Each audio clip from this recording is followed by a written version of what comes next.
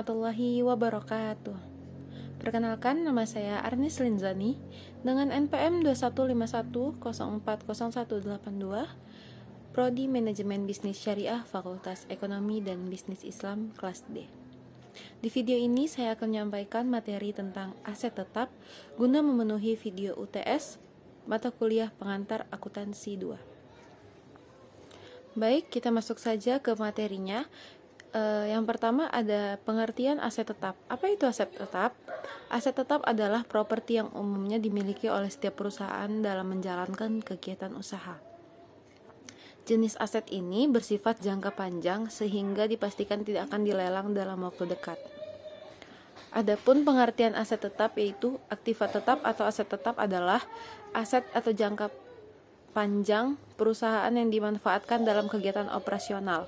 Biasanya aset ini mendatangkan keuntungan finansial di masa depan dengan jangka waktu lebih dari setahun.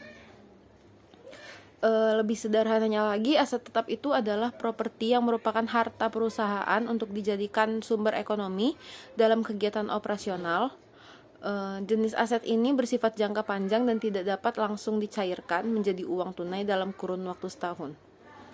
Sedangkan beberapa pengertian aset tetap lainnya menurut para ahli yaitu aktiva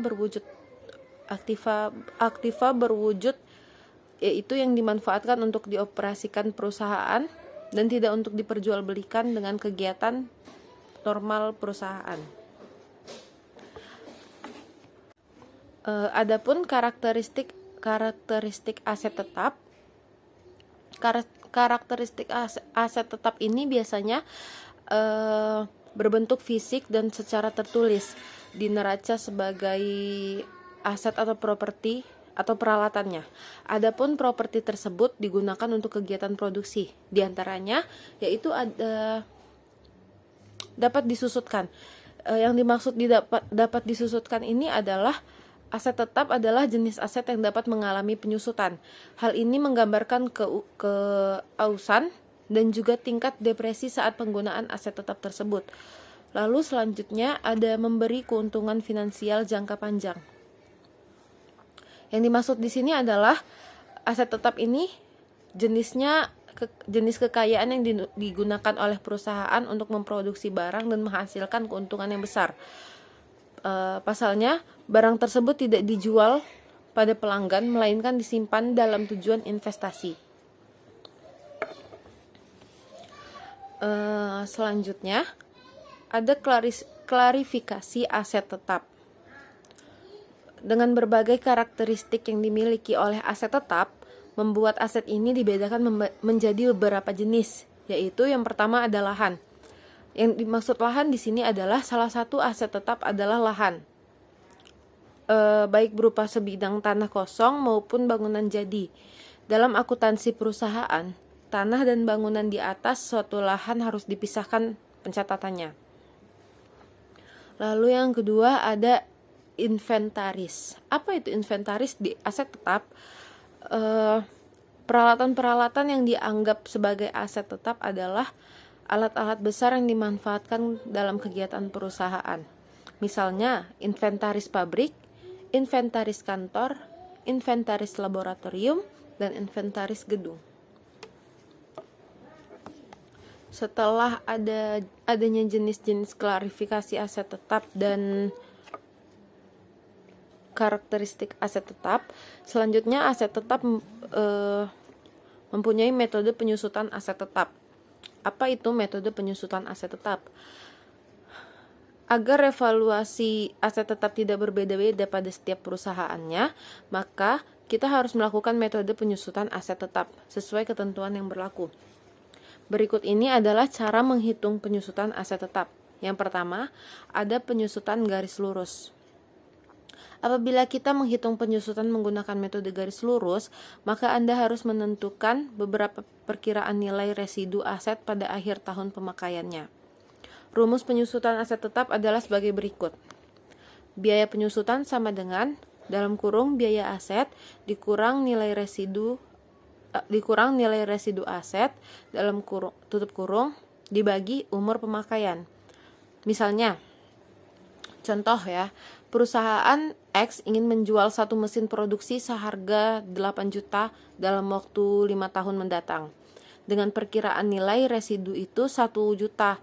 Jika menggunakan metode garis lurus, maka biaya penyusutan aset tetap adalah sebesar. Nah, jawabannya itu biaya penyusutan aset tetap 8 juta tadi dikurang dengan 1 juta dibagi dengan 5 tahun.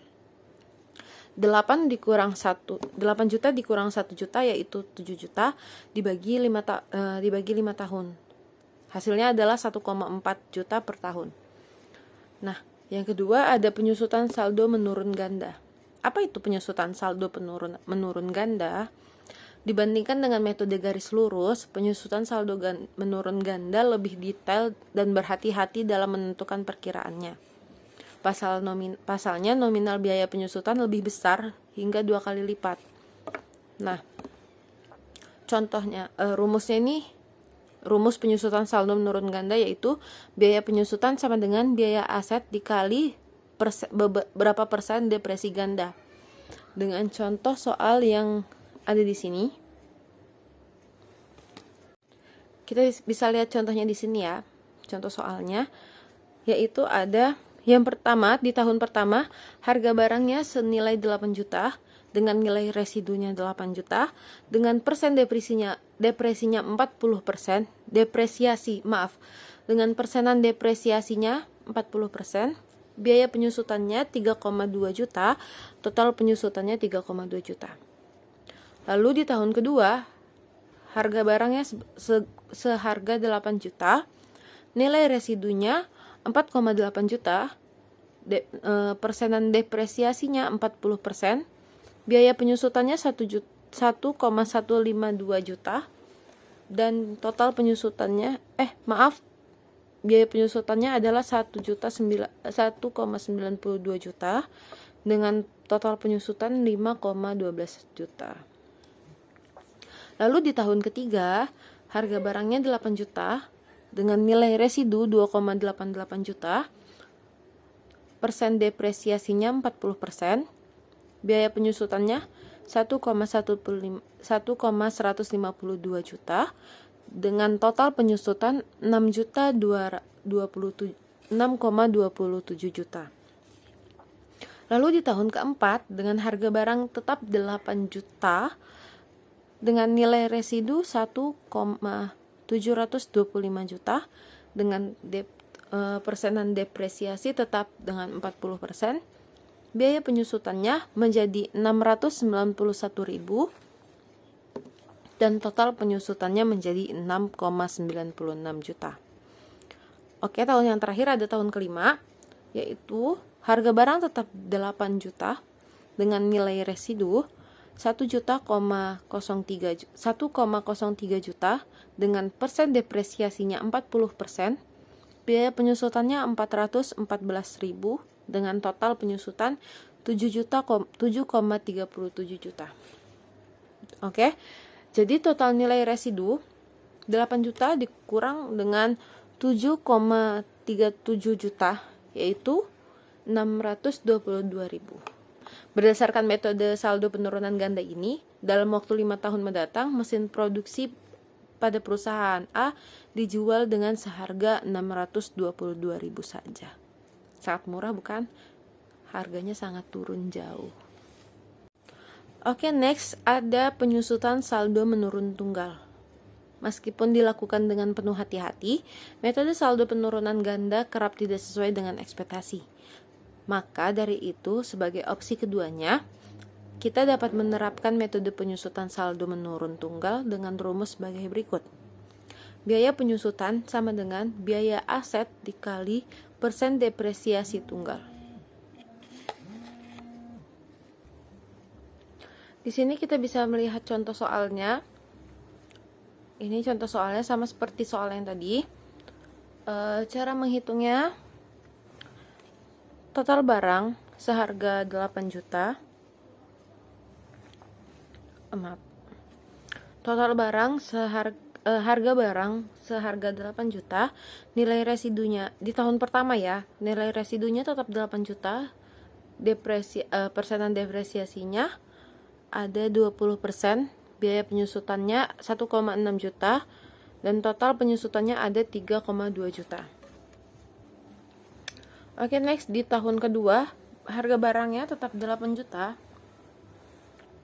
dengan nilai residunya 6,4 juta. Persenan depresiasinya 20%. Biaya penyusutannya 1,85 juta dengan total penyusutan 3,45 juta. Next ada di tahun ketiga dengan harga barang yang sama tetap 8 juta, nilai residunya 4,5 juta dengan persenan tetap 20%. Biaya penyusutannya 908.000 dengan total penyusutan 4,36 juta. Di tahun keempat ada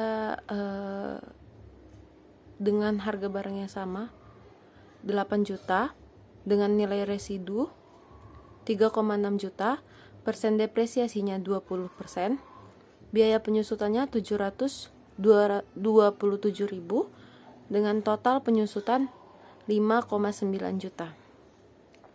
Di tahun terakhir, di tahun kelima ada harga barang dengan 8 juta, nilai residunya 2,9 juta, persen depresiasi 20%, biaya penyusutannya 581,6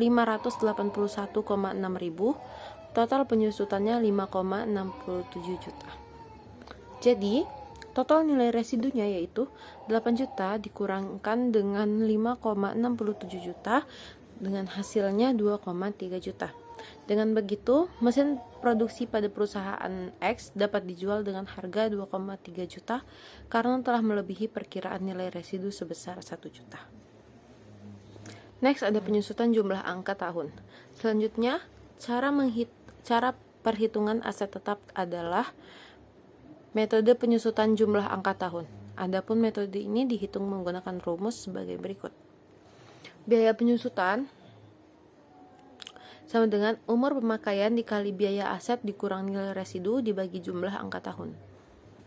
Dengan contoh soal seperti ini, sama yang seperti sebelumnya, jika menggunakan jumlah angka tahun maka perolehan biaya penyusutan sebesar jika perusahaan X ingin diperkiraan nilai residu saat dijualnya adalah 1 juta, maka jumlah biaya depresiasinya harus berbeda pada angka 7 juta.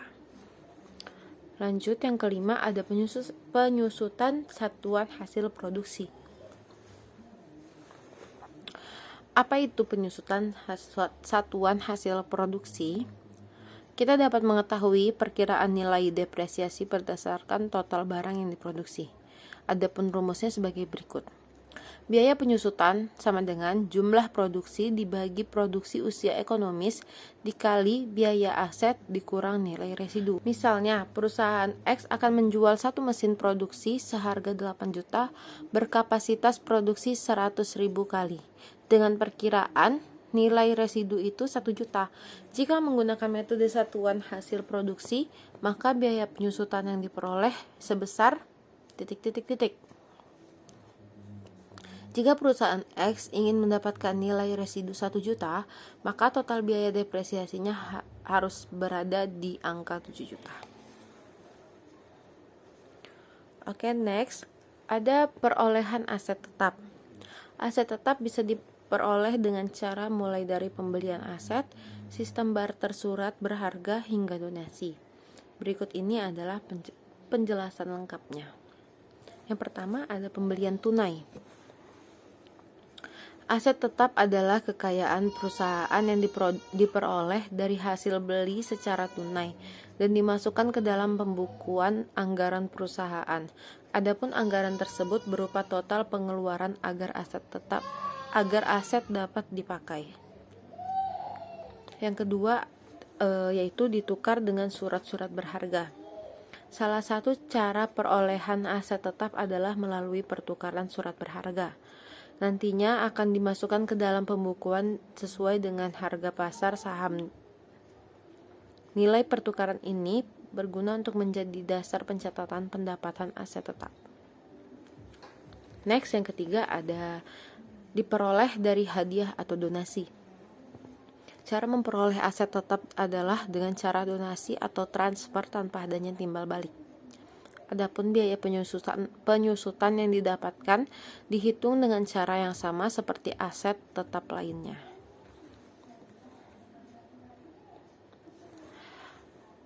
Oke, kita masuk ke contoh aset tetap.